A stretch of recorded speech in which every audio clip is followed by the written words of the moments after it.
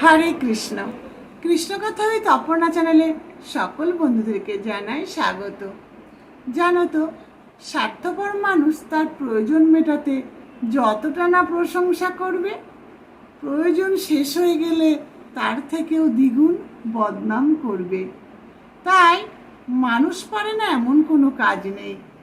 মানুষের যখন খারাপ সময় আসবে তখন সে তোমাকে ব্যবহার করবে, তারপর যখন তার খারাপ সময় কেটে যাবে সে তোমাকে ছুঁড়ে ফেলে দেবে। তাই মা ছোটবেলায় একটা খুব সুন্দর কথা বলেছিলেন, কি জানো?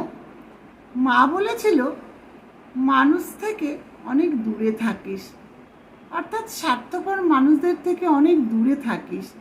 তখন ভেবেছিলাম মা কি বলছে, বুঝতাম না, কিন্তু এখন বড় হয়ে বুঝতে পারছি স্বার্থপর মানুষ পারে না এমন কোনো কাজ নেই। কারণ মানুষ যখন অন্য মানুষকে ভালোবাসে, তার জন্য কিছু করে, তার মনে কি হয়, সে কখনো ভাবতে পারে না যে সেই মানুষটা তাকে আঘাত করবে, কষ্ট দেবে। কিন্তু যখন স্বার্থপর মানুষ তার স্বার্থ ফুরিয়ে গেলে তার নামে বদনাম করে, তাকে কষ্ট দেয়, তখন সেই ভালো মানুষটার অবস্থা কি হয় বলো তো?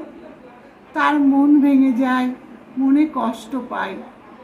তাই বলবো, স্বার্থপর মানুষ সব কিছু পারে তার স্বার্থ মেটাতে। তাই স্বার্থপর মানুষদের থেকে সাবধানে থাকতে একা থাকার চেষ্টা করো।